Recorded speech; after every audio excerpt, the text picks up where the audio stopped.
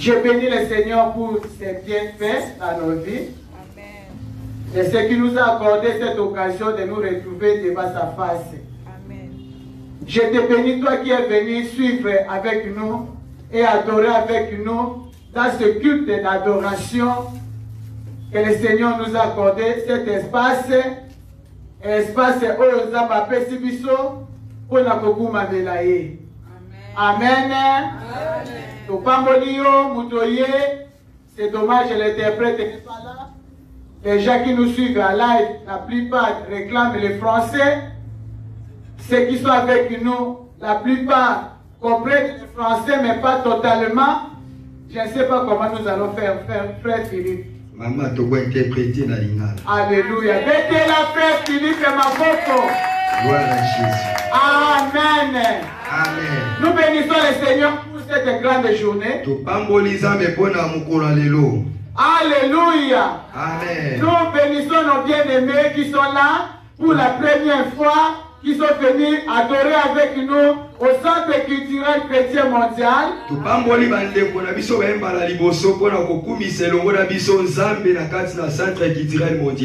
Veuillez vous lever, nous allons vous saluer, peuple de Dieu.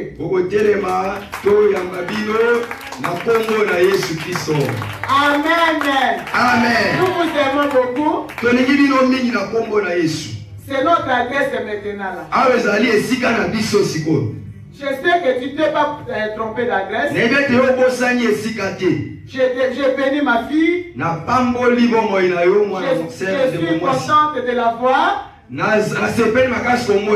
J'ai vu aussi les enfants qui ont grandi. Je salue mes petits-enfants.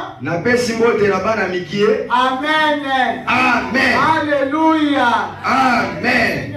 Bénisse. Il va vous montrer et vous prouver pourquoi vous êtes venus ici. Venir ici, ce n'est pas venir se balader ou se promener.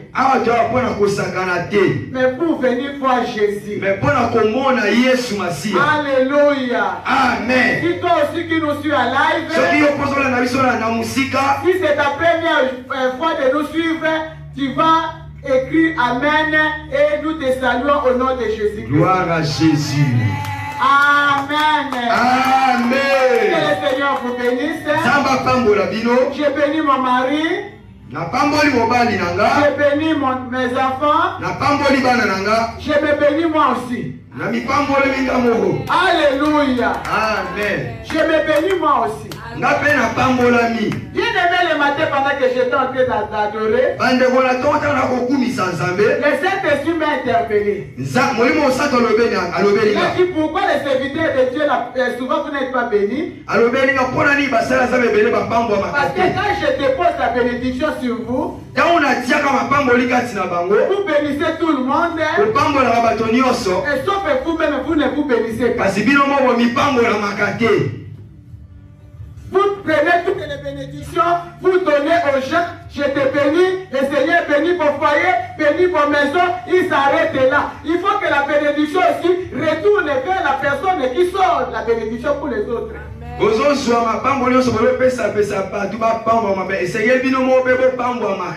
aujourd'hui, je profite de la bénédiction que le Seigneur a déversée pour nous. Aujourd'hui, je me bénis moi aussi et mon mari. Le long a profité na mapangoli nzamba kitisi le songa pe na pangoli pe na mobali nanga. Gloire à Jésus.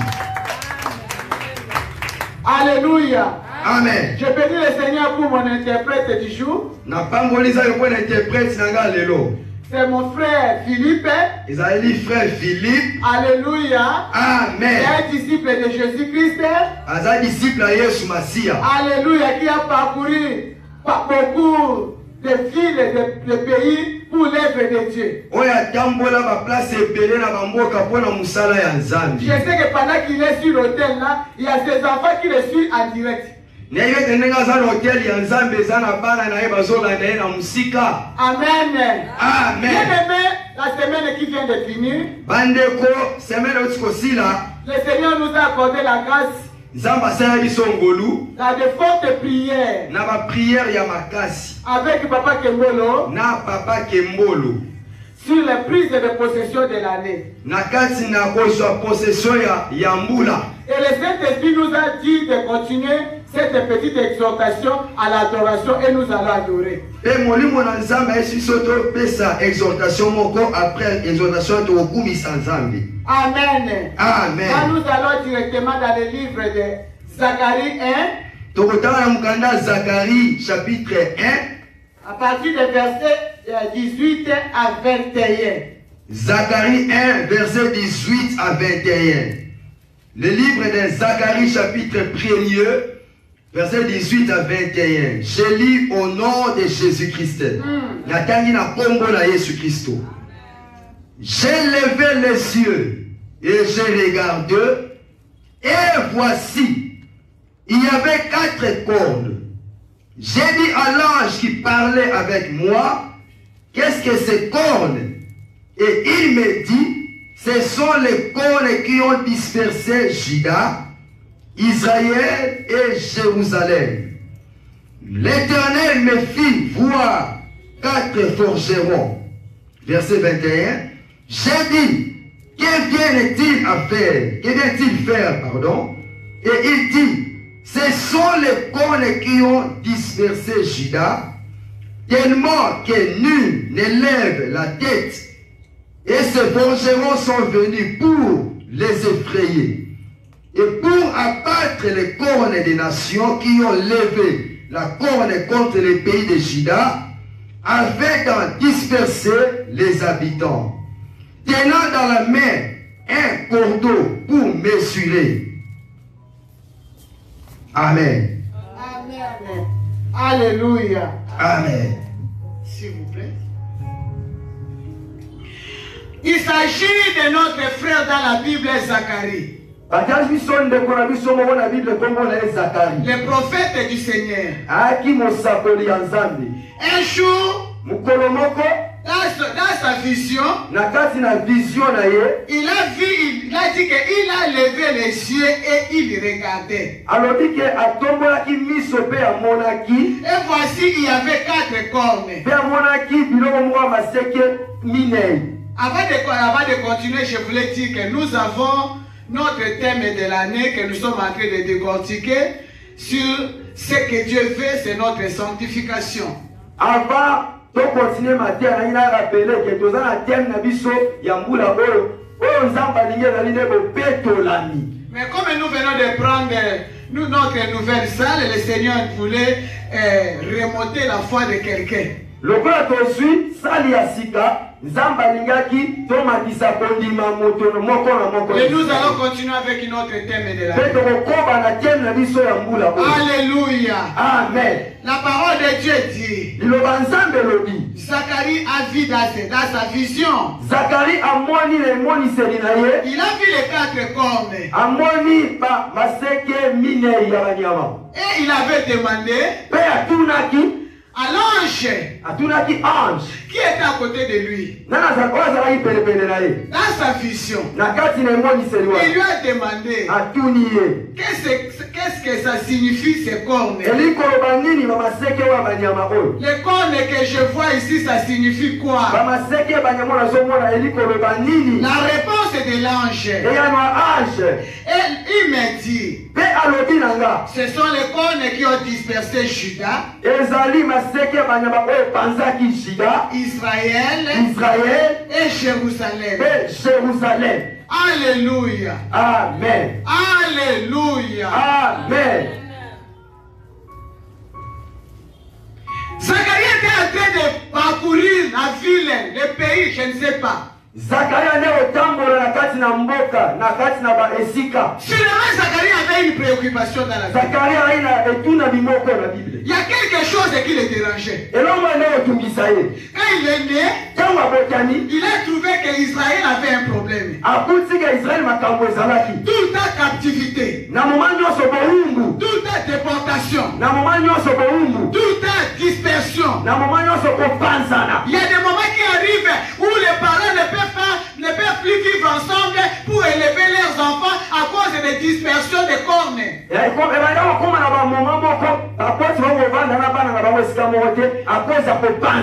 couple qui commence bien un mariage, très heureux, très content, mais à un moment donné, les choses ne marchent pas, ils doivent se séparer et les enfants de l'autre côté, maman de l'autre côté, papa de l'autre côté. Et vous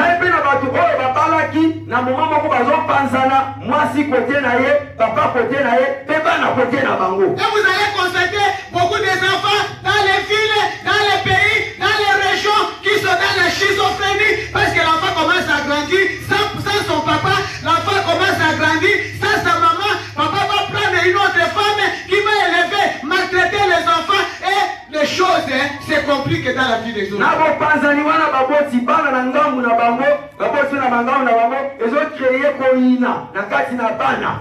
Parce que moi je comprends que pendant les déportations, c'était difficile de voir les papa et maman et les enfants ensemble parce qu'on les amenait dans la captivité avec tout les chagrins, avec tous les fouets et la persécution, les tourments. Les mamans n'avaient même plus le temps de prendre soin de ses enfants.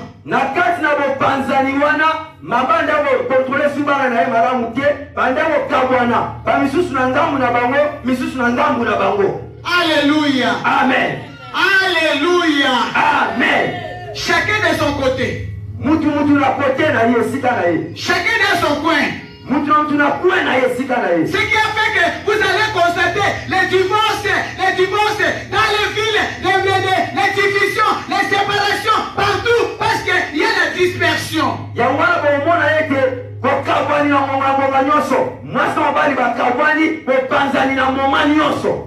Alléluia. Amen. Alléluia. Amen. Tu peux commencer une société. D'un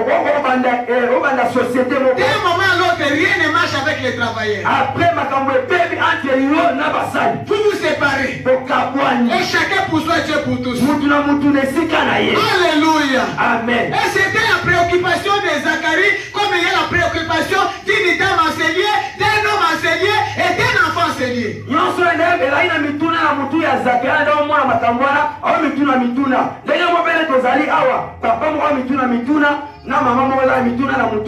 Alléluia. Amen. Et dans cette préoccupation, le Seigneur lui a donné la révélation. Le Seigneur a montré seulement les cornes. Le Seigneur l'ouvrit les yeux, il a vu seulement les cornes. Lui ne s'est pas réveillé de son sommeil pour dire que j'ai réveillé les cornes et il dort, il se réveille encore.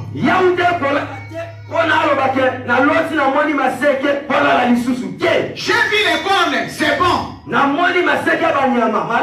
Mais ça signifie quoi? C'est ça nous disons traiter les révélations. Le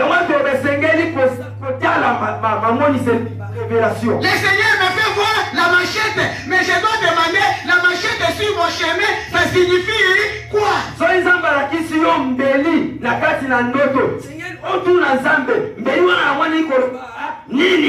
Alléluia. Amen. Alléluia. Amen. Je ne sais pas là où Zacharie avait vu les cornes. Est-ce que c'était accroché dans les murs? Est-ce que c'était sur le sol? Est-ce que c'était sous le lit? Est-ce que les cornes étaient dans une marmite? Alléluia. Amen. Il a dit seulement que j'ai levé les yeux et j'ai regardé, j'ai vu 4 cornes. Il a vu les cornes. Alléluia. Amen. Alléluia. Amen. Il y a des cornes qui peuvent être visibles et invisibles. Nous pouvons identifier les cornes d'une manière invisible ou visible.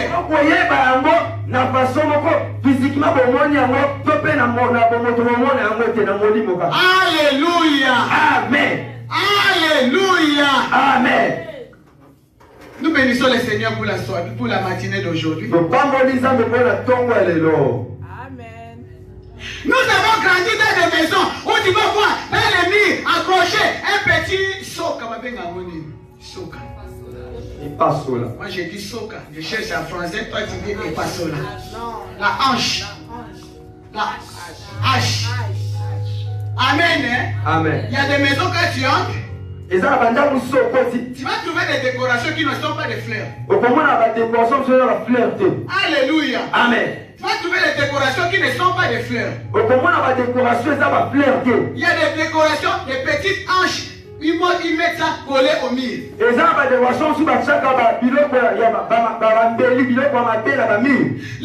petites houes, la houe, hein? Congo, bien embellie, mais collée au mur.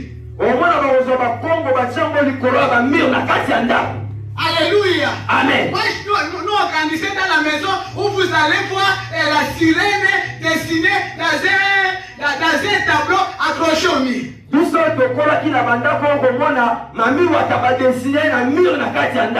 Beaucoup de décorations.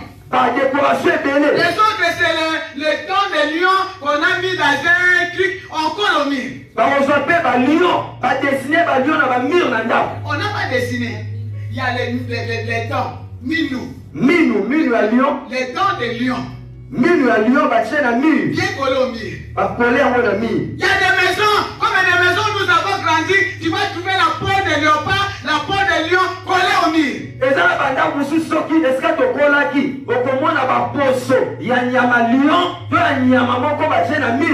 Alléluia. Amen. Alléluia.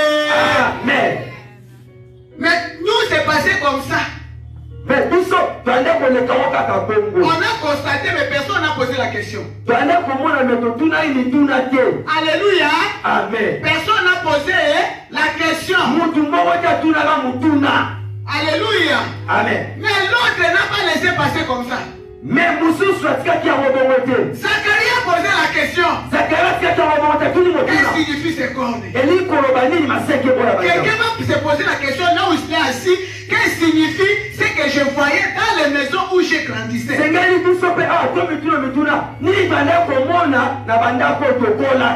Alléluia. Amen. Alléluia. Amen. Il y avait même des dessins, des tableaux où vous allez voir un arbre. Sur l'arbre, il y a les serpents. En dessous de l'arbre, sous l'arbre, il y a les lions ou les léopards. Tu viens à côté, la rivière avec les crocodiles. Tu ne peux pas monter, tu ne peux pas rester au sol et tu ne peux pas entrer. C'est-à-dire, le monde est compliqué.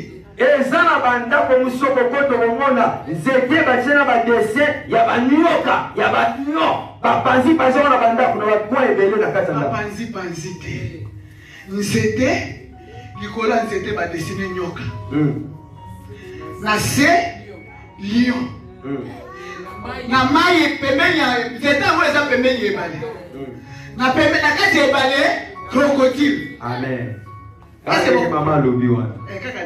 Amen. Acclame le Seigneur. Gloire à Jésus. C'est un bon interprète. Amen. Il se cache et te découvrir. Amen. Alléluia. Amen. Donc si tu veux monter sur le, tu veux fuir, monter sur l'arbre, peut-être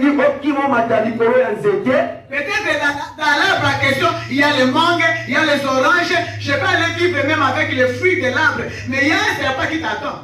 Au sol,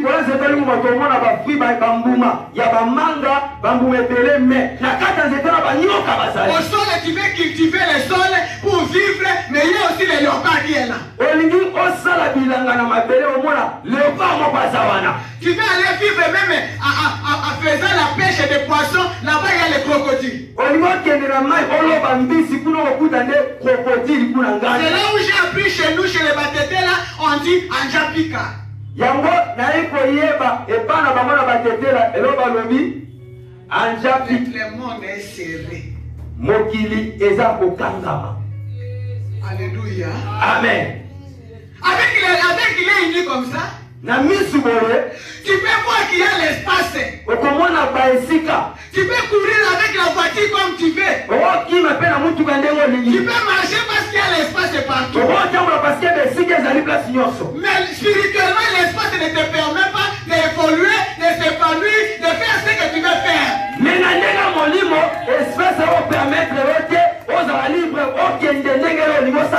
Si c'était avec l'espace physique que nous voyons, tout le monde devait faire ce qu'il voulait, tout le monde pouvait devenir ce qu'il veut devenir.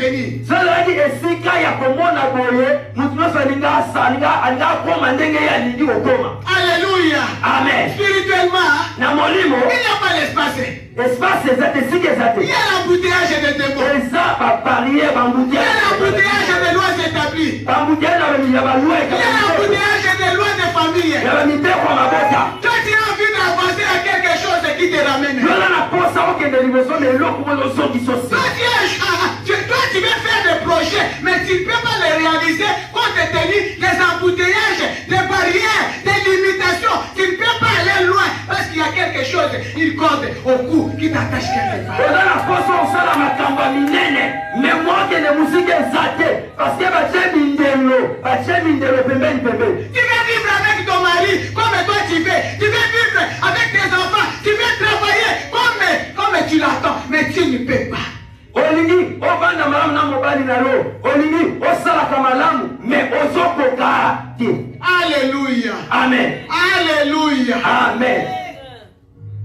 Jésus-Christ est Seigneur. Yesu Masihi aza Dis avec kolo. moi, Jésus-Christ est Seigneur. Lobanange longo Yesu aza kolo. Qu'est-ce que signifie ces tableaux dans les murs des maisons?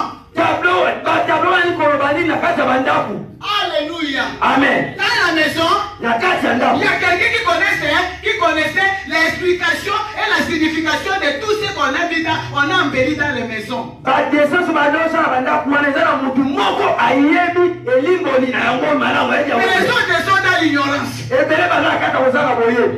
Alléluia. Amen. C'est-à-dire qui a accroché cette décoration-là, c'est pourquoi il a mis.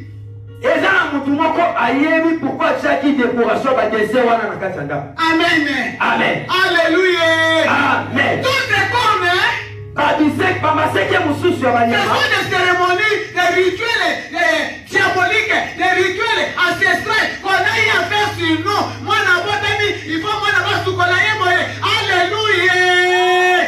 bamaseke mosusu ya banyama ezalaki oyo bande kosalela baseremoni na mboka na bavillage baosala baloba maloba simba na mikie ya kozala boye aosala boye.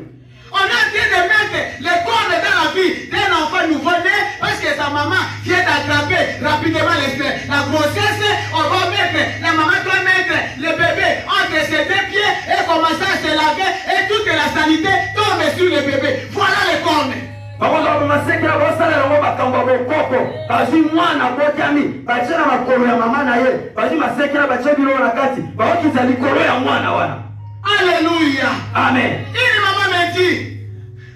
Une maman me dit, mama moko alobi na nga elle est allée accoucher. ake kobota Elle a attrapé la grossesse dans la jeunesse. azwi zemi na bolenge Oh, le mariage. na libala Elle est allée accoucher. ntango ake kobota L'accouchement ne venait pas si tôt.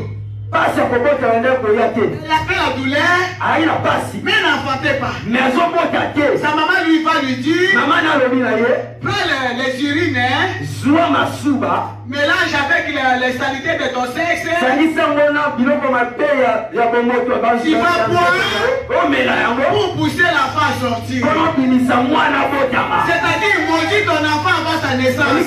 natiela mwana na mabe avaki abota. Toi, tu as vu l'enfant qui a pris l'eau qui coule de son lait du sexe de sa maman et il a pris étant dans le ventre. Qu'est-ce que deviendra cet enfant? Bébé oyo bazwi biloko asete uti na kaka sexe ya mama na ye bambelisi ye mwana ntango obotama akozala nani. Et vous allez constater des petits garçons qui n'ont pas peur de maman, qui ne respectent pas les grands de maman, même avec une maman de 50 ans, 30 ans de cas, il va coucher parce qu'il n'a plus peur de n'importe sexe de femme. okomona bana mosusu babotami me bazobanga ata age ya mama oyo te ata aza koko ya kopase nene kobo ezolobela eloko moko te. Qu'est-ce que signifie les cérémonies qu'on a eu à faire sur ta vie? Quand tu étais malade, qu'est-ce que signifie toutes ces cérémonies? biloko basangi ya bokoko likolo ya bana wana eli koloba nini. Alléluia. Amen. C'était la préoccupation. yango nde ezalaki motuna. C'était ça le Seigneur nous a donné. Là, cette salle, le Seigneur nous a donné cette salle. Pour que nous puissions continuer à demander pourquoi c'est comme. Alléluia. Amen. Parce qu'il y a des choses que tu as vues, mais tu ne connais pas l'explication, mais tu as en train de vivre comme si tu vivais.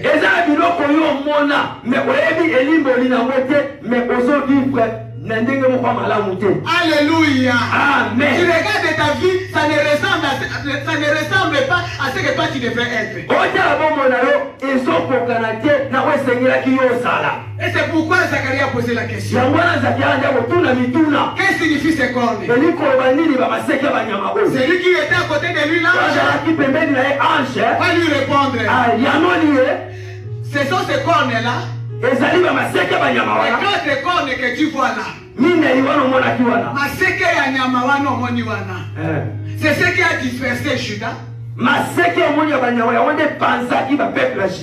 C'est ce qui a dispersé Israël.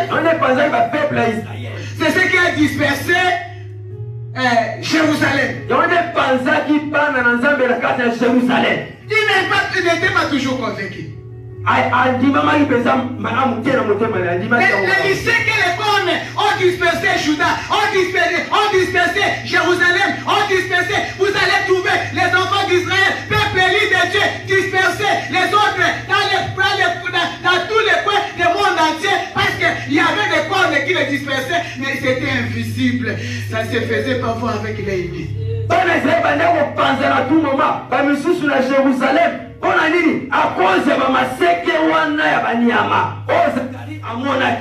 Alléluia. Amen. Zacharie a eu la réponse. Si tu as attendu la déportation, ce sont ces cornes. Si tu attends qu'aujourd'hui les enfants d'Israël sont malmenés dans d'autres pays, ceux qui étaient les peuples élus, mais c'est à cause de ces massacres ici.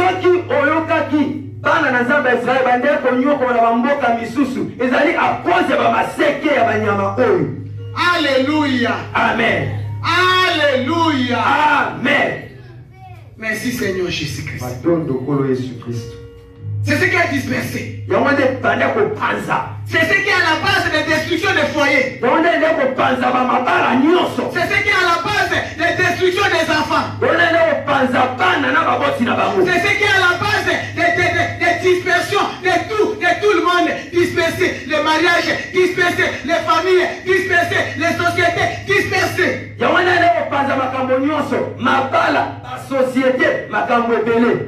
C'est ce qui est à la base aujourd'hui. Vous allez trouver une femme dans notre société, même au Congo ici, vous allez trouver toutes les mamans, même au marché ici à côté là où nous sommes ici, les mamans en train de vendre avec les plateaux des aubergines sur la tête, parce que l'homme ne peut pas travailler pour satisfaire la famille. La femme est toujours là. Très tôt le matin, 4 heures, il faut arranger la maison à quelle maman? Mama, bazobima bayotambola tambola kuna kosala sikona misala komomisa bandako na malamu te.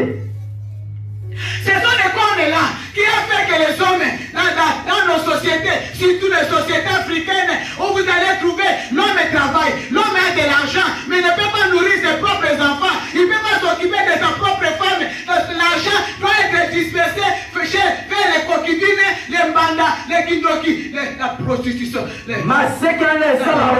Papa azana mbongo, mais awakenda na place ya mabe na via ekobo kopanza bongo azokipe bana na emokotie. Parce que les lycées que les cornes ont dispersé même l'intelligence des hommes. Alléluia. Amen. Alléluia. Amen. Ce qui fait que si tu n'es pas une femme de prière dans la repentance, tu vas perdre cet homme définitivement et il va mourir trop jeune.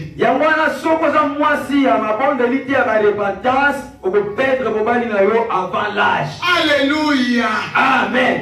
À cause de la massacre, les cornes, vous avez toujours des choses, des projets inachevés, des maisons inachevées, des mariages inachevés, tout inachevé. Vous commencez, mais vous n'avancez pas. Vous commencez, vous arrêtez quelque part à cause des cornes. Toi, tu t'es déjà arrêté, où?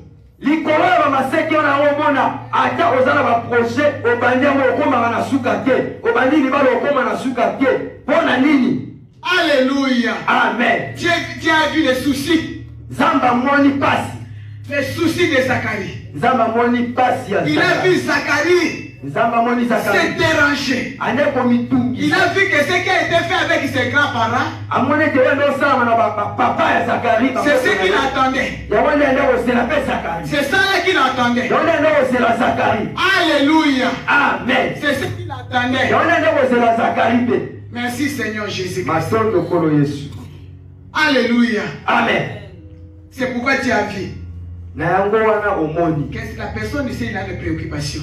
Comme il s'est engagé à connaître, je vais lui montrer que quiconque se liquera devant lui tombera. Je vais lui prouver que la parole de Dieu déclare, vous connaîtrez la vérité et la vérité vous affranchira.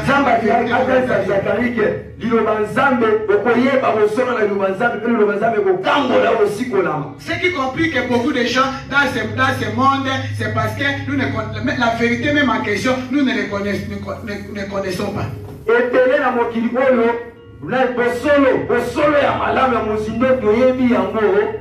Des fois tu connais la vérité, mais tu ne sais pas discerner que c'est ça vraiment la vraie révélation qui peut t'apporter la lumière.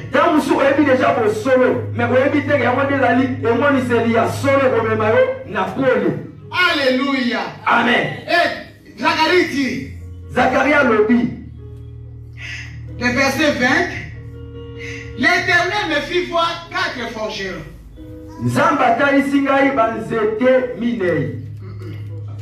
Forgeron. Ezali ba o ba asala kama bende o ba benga kepa na biso ba ochudi o ba asala kama fer. Amen. Amen. Mais ceux qui font les portails, ceux qui fabriquent les marteaux, la hanche, pioche, même les bateaux, tout ce qui est à faire, tout ça on les appelle forgerons. Ceux qui fabriquent même les couteaux, les machettes, tout ça, ce sont des forgerons qui... Pendant qu'il était dans sa préoccupation dans la prière, le Seigneur va encore ouvrir les yeux de l'autre côté pour lui montrer 4 forgerons. Un technicien. Alléluia. Amen. Amen. Alléluia. Amen. C'est ça non papa. Alléluia. Amen. Il a fait voir les forgerons là. Alléluia. Bango, à la bango, Zabatu. Amen. Amen. Comme lui, il est là pour poser des questions. Je vois les cornes. Après, je vois encore les forgerons. Et moi, l'Éternel me fit voir 4 forgerons. J'ai dit, que viennent-ils faire? Il me dit, ce sont les cornes qui ont dispersé Judas. Tellement que nul ne peut lever la tête. Et ces forgerons sont venus pour les effrayer et pour abattre les cornes des nations qui ont levé la corne contre les pays de Juda afin d'en disperser les habitants.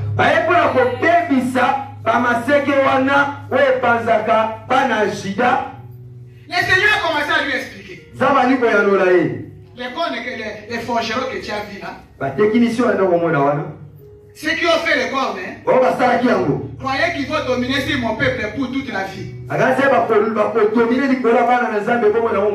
le rédempteur, je suis vivant. Je me lève toujours à la dernière minute. Il y a un temps pour pleurer. Il y a un temps pour souffrir. Il y a un temps pour voir la main de Dieu. Ces forgerons que tu vois là, ce sont les forgerons qui sont venus pour effrayer les cornes qui ont fait que dans Juda, les gens, personne ne peut lever la tête. Comme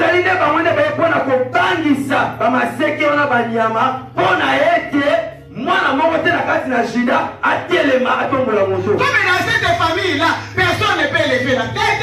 Dans cette famille-là, personne ne peut monter des grades. Dans cette famille-là, tout le monde tête coupée. Le quoi na libota wana mwana moja wo telema atombola mutu batu nyoso mitu na bango okumbama. Alléluia. Amen. C'est pourquoi moi j'ai permis que les forgerons la yango ngai na permettre que ba technicien na baya. Ils sont venus pour abattre. Ils sont venus pour effrayer. Pourquoi les forgerons devraient commencer par effrayer? Pourquoi ils sont venus pour effrayer? C'est parce que c'est qu'on est là leur objectif. Quand quelqu'un fait faire quelque chose, et qu'on est effrayé, il fait marche arrière. Alléluia. Amen. Personne ne peut avancer avant. Personne ne peut continuer à faire ce qu'il a pour commencer à faire. Tu peux avoir l'enthousiasme, la motivation. À un moment ou l'autre, tu es démotivé. Tout ce que tu voulais faire, ça se passe comme ça. Parce qu'il y a les corps qui sont là pour t'effrayer. Tu ne peux pas vendre, tu ne peux pas acheter, tu ne peux pas te marier. Quand tu trouves les fiancés, c'est des problèmes. Tu es dans les mariés, c'est des problèmes. C'est pourquoi tu as envoyé les forgerons pour les effrayer à leur tour. Zambe atindi ba technicien pour kotangisa pe ba masekera banyama po ya mwana ile kotangisa bana na Zambe so bangi basala ba basala ba osala ngote ba bakende liboso et là ko empêcher bango alors Nzambe atindi siko ba technicien na baya pona baba na kotangisa sikoyo ba masekera banyama wana. Non seulement baza ko bangisa baza ko pekisa bango mais baza ko bangisa. Amen. Tu peux pas faire ce que toi tu veux faire. Tu ne peux pas devenir ce que tu veux devenir. Parce que les forgerons là, il y a eu toute une alliance avec eux. Il y a des forgerons, des chefs coutumiers, qui ont cherché le règne dominé. Alléluia. Amen. Mais tous ceux de la famille, personne ne peut régner.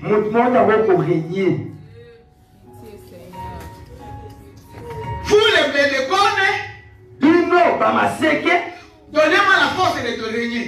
Mais moi, à mon tour, je vous donne la richesse de la famille, le mariage de famille, de fécondité normale, la vie de toute la famille. Si quelqu'un veut élever la tête, c'est votre problème parce que moi, j'ai régné à mon temps, l'air tout, toi, occupez-vous de.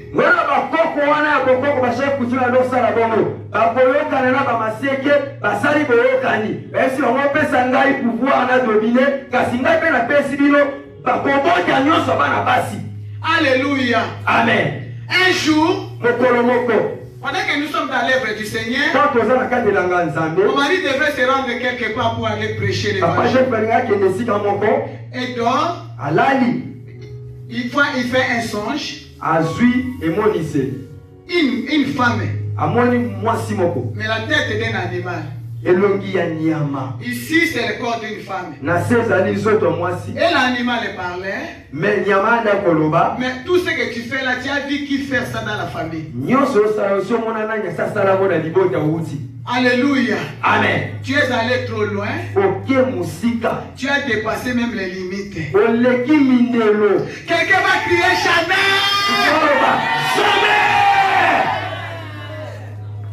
Tu as dépassé les limites. C'est que pendant que nous sommes nés, les anciens, les esprits qui ont eu l'ordre de suivre toutes les familles savent que la personne là va commencer ici, il va s'arrêter là. Quand tu essaies de dépasser les lignes, les limites, il commence à te faire des problèmes. La femme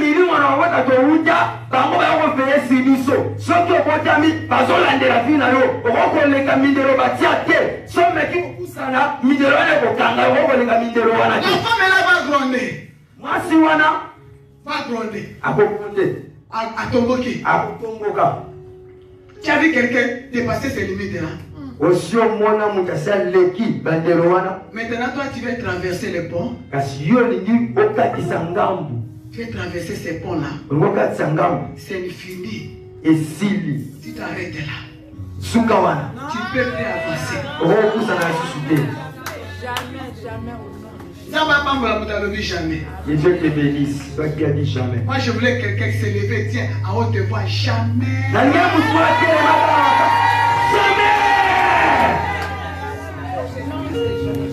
Alléluia. Amen. Étant déjà dans le Seigneur. Pardon. Étant déjà dans le Seigneur. Le kola azayaka Yesu. C'est un serviteur de Dieu.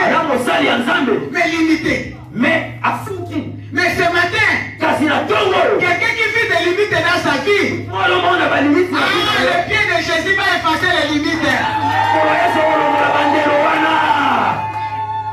Tu vas arriver là où les autres ne sont pas arrivés. Alléluia. Amen. Alléluia. Amen. Il s'est réveillé en sursaut. Je l'ai demandé c'est quoi. Il me dit regarde les songes. Je lui ai dit ça y est. Mais qu'il sache que Jésus-Christ est passé par tous les moments de la vie pour éliminer toutes les limites. Alléluia. Amen. Alléluia. Amen. Amen. Amen. Alléluia. Amen. Nous allons lire rapidement. Dans le livre d'Ézéchiel, chapitre 37, le verset 10, le verset 1 à 10. Le verset 1 à 10. Je lis la parole de Dieu dans Ézéchiel chapitre 37, 1 à 10. La taille de l'Obanzambe, dans Ézéchiel chapitre 37, verset 1 à 10, la combo de Jésus-Christ. La main de l'Éternel fit sur moi. Et l'Éternel me transporta en esprit et me déposa dans le milieu d'une vallée remplie d'ossements. Il me fit passer auprès d'eux tout autour. Et voici, ils étaient fort nombreux à la surface de la vallée. Et ils étaient complètement secs. Il me dit, fils de l'homme, ces os pourront-ils revivre? Je réponds, Seigneur, j'ai répondu, Seigneur éternel, tu le sais. Il me dit, prophétise sur ces os et dis-les, ossements desséchés, écoutez la parole de l'Éternel. Ainsi parle le Seigneur l'Éternel à ces os. Voici, je vais faire entrer en vous un esprit et vous vivrez. Je vous donnerai de nerfs, je ferai croître sur vous de la chair. Je vous couvrirai de peau, je mettrai en vous un esprit et vous vivrez. Et vous saurez que je suis l'Éternel. J'ai disais selon l'ordre que j'avais reçu. Et comme je prophétisais, il eut un bruit. Et voici, il se fit un mouvement et les os s'approchèrent les uns des autres. J'ai regardé et voici, il est en vain de nerfs, la chair crue et la peau les couvrit par-dessus, mais il n'y avait point en eux d'esprit. Il me dit, prophétise et parle à l'esprit. Prophétise, fils de l'homme, et dis à l'esprit, ainsi parle le Seigneur, l'Éternel, esprit, viens de 4 vents, souffle sur ces morts, et qu'il y revive. Verset 10. J'ai prophétisé selon l'ordre qu'il m'avait donné, et l'esprit entra en eux, et il reprit vie, et il se tient sur leurs pieds. C'était une armée nombreuse. Tu peux t'arrêter là. Nombreuse, parole de l'Éternel. Ici, c'est monsieur Ézéchiel. Prophète de la captivité. Parce que Ézéchiel, toutes ses prophéties, c'est pendant la captivité. Alléluia. Amen. Et le Seigneur, il dit, la main de l'Éternel fut sur moi. Et l'Éternel me transporta en esprit et me déposa dans les milieux d'une vallée remplie d'ossements.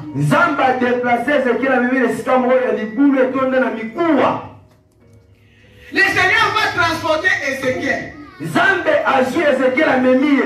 Alors, bien, dis en français, excuse-moi. Il dit, viens, on part.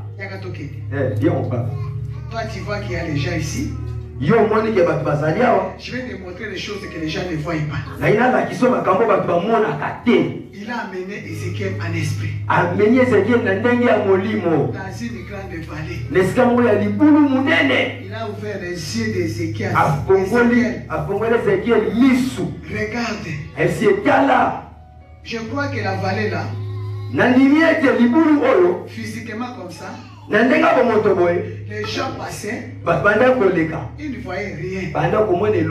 Alléluia. Amen. Ils voyaient seulement les trous, les Alléluia. Une force, un ravin. Alléluia. Amen. Ce qui est là dedans, personne ne connaissait. C'est pourquoi la parole de Dieu déclare, c'est la révélation de la parole de Dieu qui nous éclaire. Tu peux vivre dans une maison où on a enterré les choses à la construction. Si le Seigneur ne t'ouvre pas les yeux pour voir, tu ne verras pas.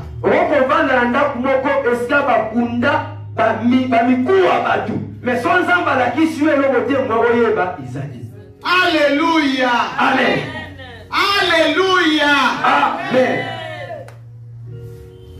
Quand il a ouvert les yeux, la vallée était remplie d'ossements. Les ossements tombent. La crâne, les pieds, les doigts. Alléluia. Amen.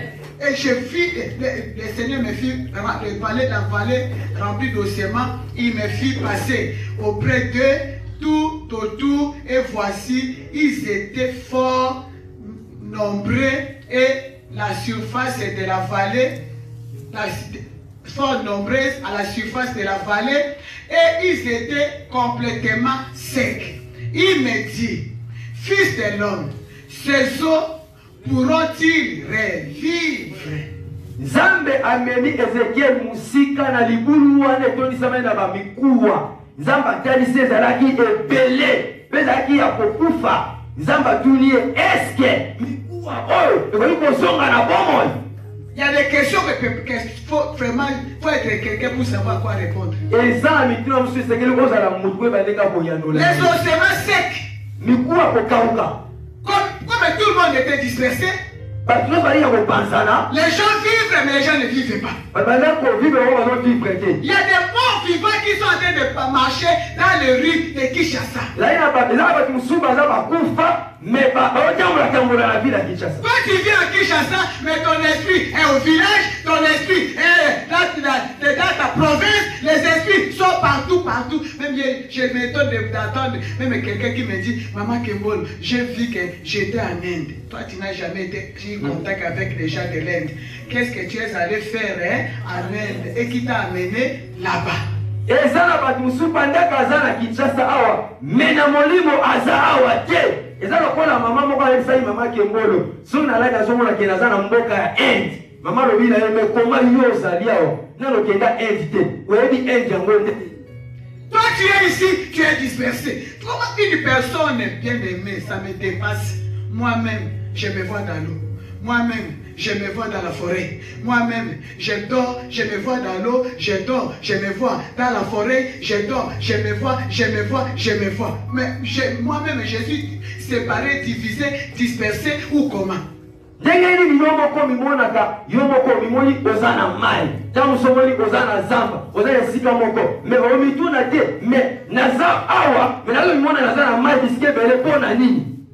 Alléluia. Amen.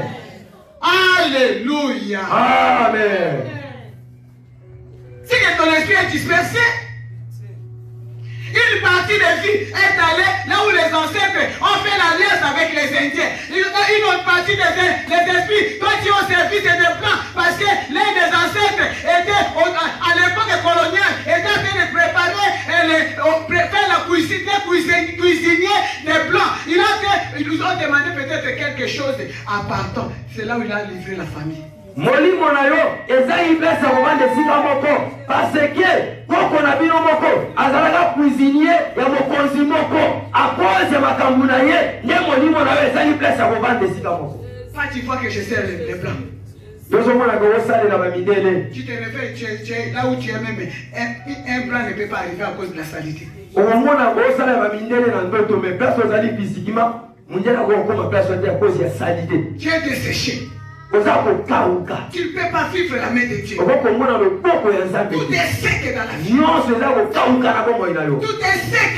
Vous souvenez du coup, sous quitter l'autre côté, mais c'est ça pété. Tout est sec dans ta vie. Alléluia. Amen. Quand on te voit, on voit Maman Kembolo. Mais la vie spirituelle, c'est autre chose.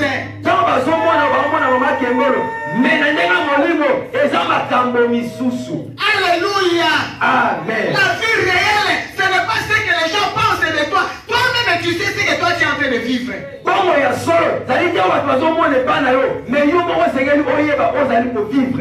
ça, c'est à cause des cornes. Mais les dieux forgeront est venu. Mais par technicien on a baillé pour poser les chefs de forgerons qui est Jésus-Christ lui-même. Il est venu maintenant. J'ai un Ézéchiel enseigné. Maintenant que tout est sec dans ta vie. Maintenant que tout est dispersé dans ta vie. Est-ce que ces eaux pourront-ils revivre? Est-ce que cette dame pouvait-il retrouver la vraie vie? Est-ce que maman parce que la réalité t'a montré 10 sur 10 que c'est fini pour toi. Parce que quand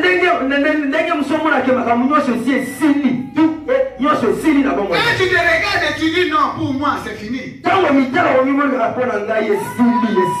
tu regardes la vie, tu regardes l'âge, tu regardes ce que tu es devenu, tu regardes comment tu as fait les enfants, quand tu regardes le mariage, tu regardes les persécutions, les humiliations, tu dis que tout est fini.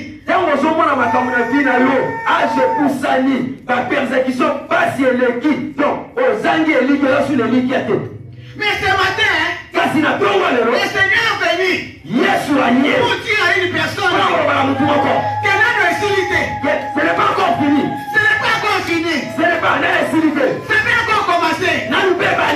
Alléluia. Amen. Le Seigneur est venu dire à l'oreille, parler à l'oreille d'une femme, parler à l'oreille d'un homme, d'un enfant, que ce n'est pas encore fini.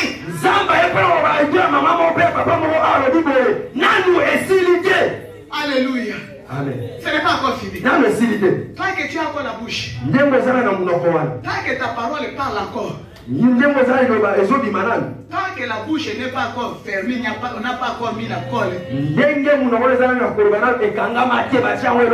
c'est que ce n'est pas encore fini.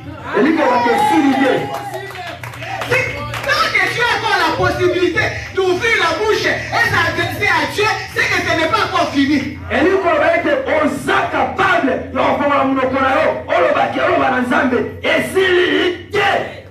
Alléluia. Amen. Alléluia. Amen. Non-nécessité. Ce n'est pas encore fini. Non-nécessité. Ce n'est pas encore fini. Je vais dire à l'oreille d'une personne que ce n'est pas encore fini. Peu importe la sécheresse, peu importe la malédiction, la pauvreté, c'est toi qui es le plus humilié, c'est toi qu'on a en train de Kokolola Nabato. Et si il n'a lutté.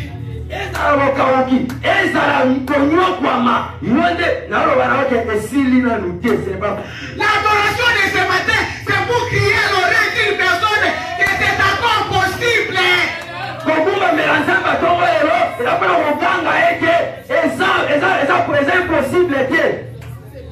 C'est possible. C'est encore possible pour moi, non, C'est encore possible pour mettre la raison. Alléluia. C'est encore possible. Oui, Alléluia. c'est encore possible. Alléluia. Amen. L'impossible n'existe pas avec Dieu. Impossible, ça n'a pas ensemble. Il n'y a pas un dossier sur la table de notre Seigneur. Il va dire que si non, on a Kokawanate, nous sommes Kokaka. Amen. Je ne peux pas. Non. Il paie tout. Alléluia. Amen. Alléluia. Amen. J'ai lu une histoire dans le Facebook. Na Facebook, na réseau. Il y a une maman. C'est une grand-mère. Sa fille était décédée. Donc c'est elle qui restait avec les petits-enfants. 4 petits-enfants. Et la grand-mère les a laissés à la maison. Il y avait aussi les bébés de 8 mois. La grand-mère partait à l'église comme toi tu es venu à l'église. Il les a laissés à la maison avec les bébés. Et les bébés, pendant qu'il était en train de marcher à 4 pattes, il est allé toucher le courant. Le courant l'a pris, l'enfant est tombé. L'autre est venu pour secourir. Ça a pris l'autre, ça a pris tous les 4. Et les quartiers ont vu la scène. Ils ont coupé le courant. Ils ont enlevé les enfants, ils étaient tous morts. On les a amenés à l'hôpital. Les docteurs ont regardé, c'était déjà fini. Maintenant, la grand-mère a quitté l'église pour l'hôpital. Il arrive à l'hôpital. Pendant que les docteurs cherchaient à amener les enfants à la morgue, il s'est mis à genoux. Il a dit à Dieu, Dieu, moi je te fais quoi? Moi je ne suis pas allé dans une bar. Je ne suis pas allé dans un bar. Moi je ne suis pas allé voir la famille. Moi je viens de l'église. Je laisse les enfants à la maison. Tous mes petits enfants sont morts. Pendant qu'elle parlait, elle pleurait. Les larmes coulaient. Elle parlait. Les larmes coulaient. Du coup, il y a une puissance qui s'est manifestée. Tous les 4 enfants ont bougé au même moment.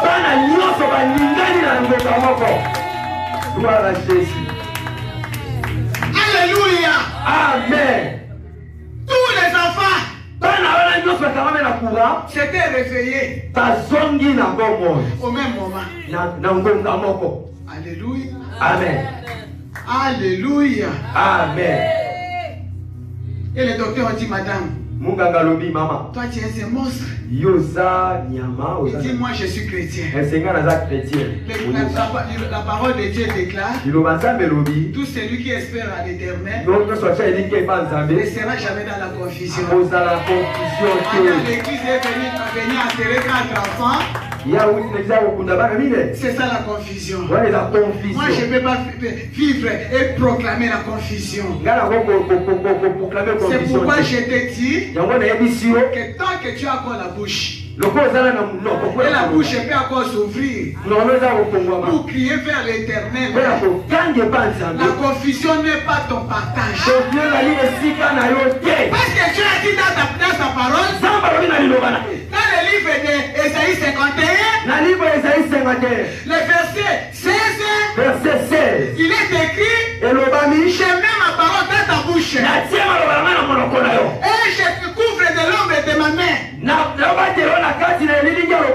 pour étendre le nouveau ciel et fonder une nouvelle terre. Alléluia. Amen. Toi tu viens ici parce que le Saint-Esprit a mis la parole dans ta bouche. C'est pourquoi quand il faut prier, il faut prier. Quand on te dit crie, tu cries. Quand on te dit fais de bruit, fais de bruit. Tu ne sais pas en le faisant quels sont les miracles qui est en train de s'opérer sans pour autant que tu puisses les voir. Yo ebite tango osala yango, ebite bikambo nini osala na bombo ina. Et Dieu dit à Ézéchiel, Nzambe alobi na Ezekiel, c'est ça. mikuwa oyo Pourrais-tu revivre? est-ce que ozonga na bombo? Et Ézéchiel dit, Ezekiel alobi, Seigneur l'Éternel, Bolo, c'est toi qui le sais. yo nde oyebi. Alléluia. Et Amen. Dieu va tourner vers lui. Nzambe azongisi epa Ezekiel Il dit, atuni ye, prophétise ainsi c'est ça. bimisa maloba likolo ya mikuwa oyo. Toi qui as toujours été derrière les gens pour qu'on prophétise sur toi. Non, cette fois-là, c'est Dieu qui va donner la parole à Ézéchiel de prophétiser sur lui-même. Yo mutu olandalanda bati baloba sakola likolo na yo te tala Ezekiel Nzambe alobi na ye ye moko atumisa maloba. Voilà pourquoi nous sommes à l'école de prière, yango tola kati na ekoli ya mabondeli, à l'école du Seigneur, ekoli ya kolo Yesu, pour que les peuples de Dieu ne soient plus les esclaves des pasteurs. Il faut que les pasteurs imposent les mains, il faut que les pasteurs prient pour la personne. On va te montrer comment toi-même tu peux prier même à pleine minuit à cause de tes tests, à cause de danger. awa nde oyekola ndenge ya kobondela liboso ya badanger eza tokenda na nsima bapaster babondela bapona te. Alléluia. Amen. Nous nous apprenons nous tous toyekolisaka bato nyonso comment chercher la face de Dieu toi-même. ndenge ya kokolukelo ya Nzambe yo moko. Finir l'esclavage. Tika bowumbu. À tout moment, pasteur, ma fille est malade. À tout moment, mais à quel moment tu vas prier toi-même? Na moment nyonso pasteur mwana nanga mwasi azobela ukoloni na moment nini yo kobondela yo moko. Il sait que le pasteur vient de taper sa femme. Tanso pasteur Toi tu l'appelles qu'ici dans ma maison ça ne va pas. yo benge ana ndaku na makambo etambola te. Alléluia. Amen. Un jour nous étions en mission de service. Mukolomo La mission du Seigneur. mama ali na kati na mission mosala Nzambe. J'étais avec mon mari dans une incompréhension qui n'a pas servi. Ye na mobali ne bali na incompréhension makasi. Chacun comprenait les choses de sa manière. Alléluia. Ça a pris 1 heure, ça a pris 2 heures, 3 heures, 4 heures. Nous sommes là, sur personne ne peut céder, personne ne peut dire tu as raison. Donc nous tous, chacun cherche la raison de sa manière. Nous étions dans la chambre. J'ai entendu coco. Une femme qui entre. Il se jette au sol. Au salon. Maman qui bouge, je n'ai pas de maman qui bouge, je vais détruire mon mariage.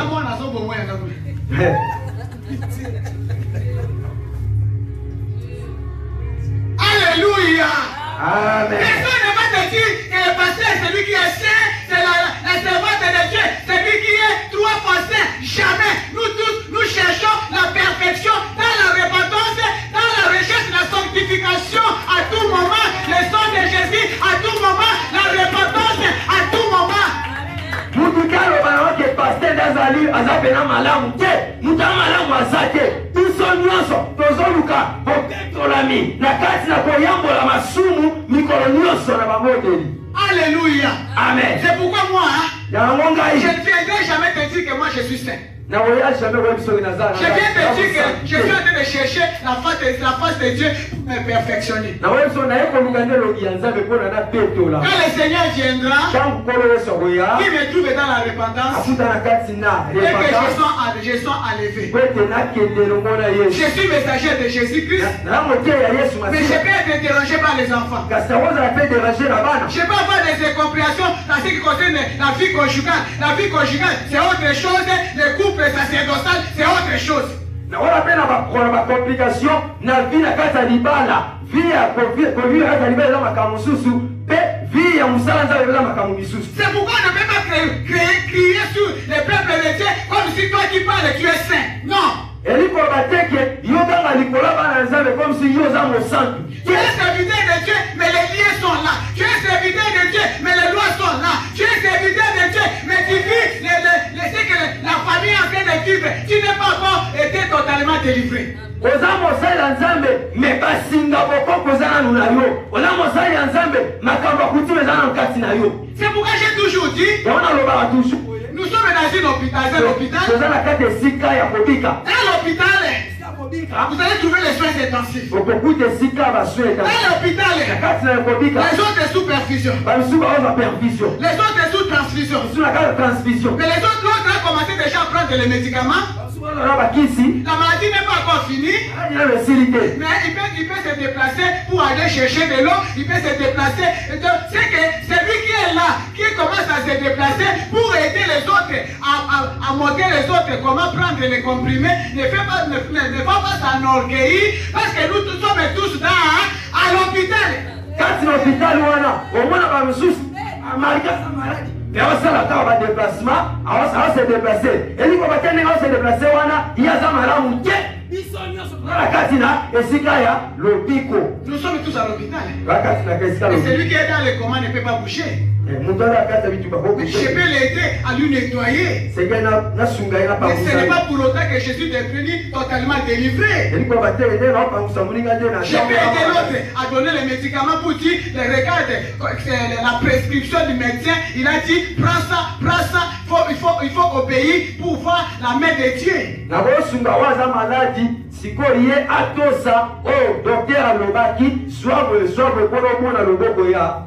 C'est pourquoi quand j'amène les gens à la prière, moi-même je prie, je ne viens pas pour diriger les gens dans la prière, mais moi-même je viens prier pour ce qui me concerne.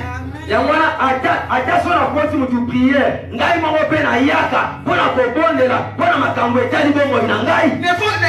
de tromper les gens avec un chinara baba. Un serviteur déjà arrivé devant les gens. Un chinara baba. Peut-être que tu as fait 2-3 jours, tu ne parles même pas à la femme à la maison.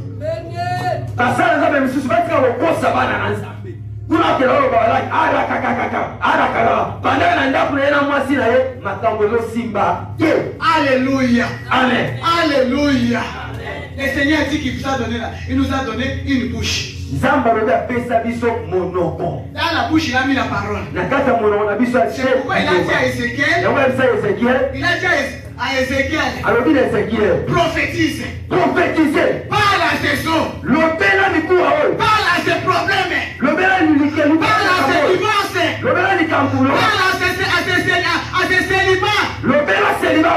Que je mets l'esprit sur vous et vous devez vivre. La mort doit revenir à la vie. Pendant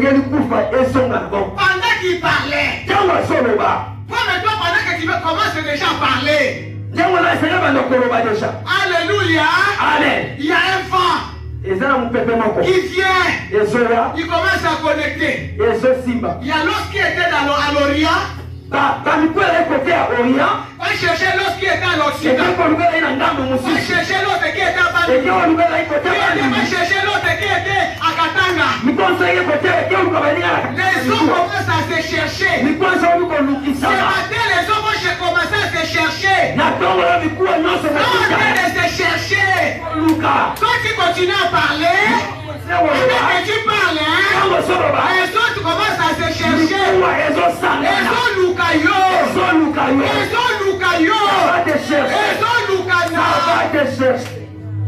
Alléluia. Amen.